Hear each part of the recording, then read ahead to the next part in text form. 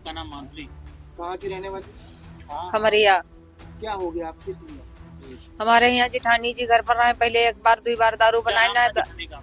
सुरजाना थाना आपका कौन सा लगता है? फूल भेड़ कोतवाली। पूरी बात क्या हुआ आपको? वहाँ पर यहाँ कभी कभी पहले बना लेते नहीं, इस समय दारू भी नहीं बनाए नहीं, फिर भी पुलिस आई उनका जबरदस्ती ला दिलाई महिला कहाँ की पुलिस थी? फूल भेड़ थाने की। और इतना मारी जब वो खाली सांस भी चल रही थी, फिर भी 20,000 रुपये ले लिए और तब छोड़ा। सब लोगों ने छुड़ाने गए और उसने पुलिस ने मारा पीटा आपको? हाँ जिठानी बहुत को मार, ज्यादा नहीं थोड़ा नहीं, जान से मार दिया समझो उन्हें। ले कहाँ खाली मारपीट की है पुलिस ने? थाने में। थाने के हाँ अंदर? घर से अंदर, घर से भी ले गए जीप में, तो जब बैठ नहीं रही थी तो घर से वहाँ भी जीप में लेके गए आप? हाँ जीप में लेकर गए तो वहाँ भी महिला कांस्टेबल थी उनके हाँ साथ? दो महिला थी, बोले वहीं लात मारा था, उनकी पेशाब और टट्टी वहीं से बंद हो गई। उन्होंने दर्द दर्द चिल्लाने शुरू किया, फिर भी उन्होंने पटा पटा ये मारा इन पे ये दारू मारा। निकालने का, बेचने का आरोप था।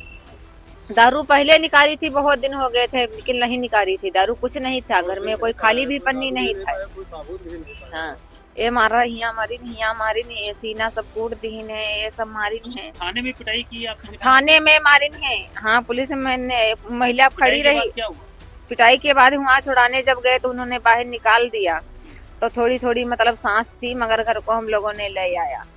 और फिर वो घर आई पड़ी रही, सब बताई नहीं कितना इतना हमको मारी, हम नहीं बचेंगे। फिर हम लोगों ने कहा चलो इलाज करा लेकर चले, मगर वो दम तोड़ दी। क्या जिस समय पुलिस आई थी उस समय दारू बरामद हुई थी आपके? नहीं नहीं नहीं, कुछ नहीं था, खाली भी पन्नी नहीं मेरे घर पे। कौन कौन पुलिसकर्मी गए थे? बलबीर और मोनू और एक गुड़िया महिला थी, और वहाँ दरोगा था, और मैं नाम नहीं जानती कितने कितने। पुलिसकर्मी तो सब गए? 5-6 लोग थे। 5-6 लोग गए। हाँ कुछ पैसे लेने का आरोप लगा रहे हैं, उसमें क्या है, कितने दिए?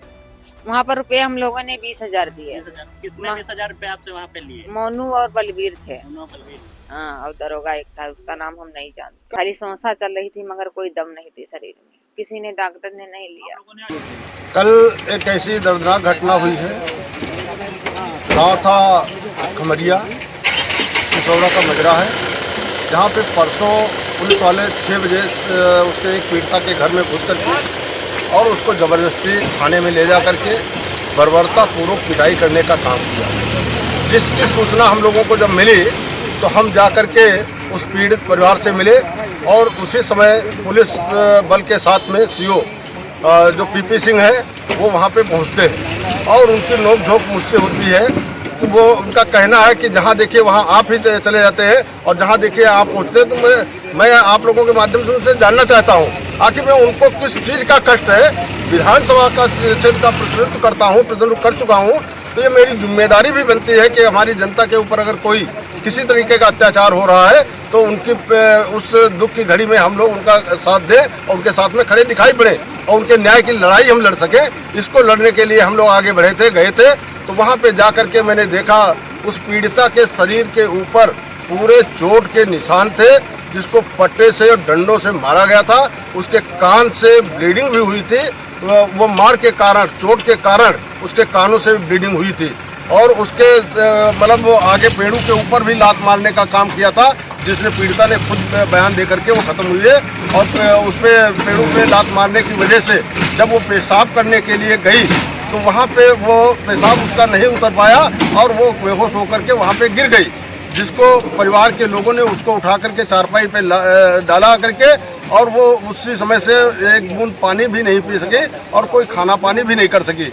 लेकिन पुलिस का रवैया देखिए, ऐसे शोक संतप्त परिवार के साथ में जहाँ पे पीड़ित पक्ष हो उसके साथ में सहानुभूति दिखाना चाहिए, उसकी बात को सुनना चाहिए। अगर हम लोग पहुँच गए थे तो कौन सा गुनाह किए थे?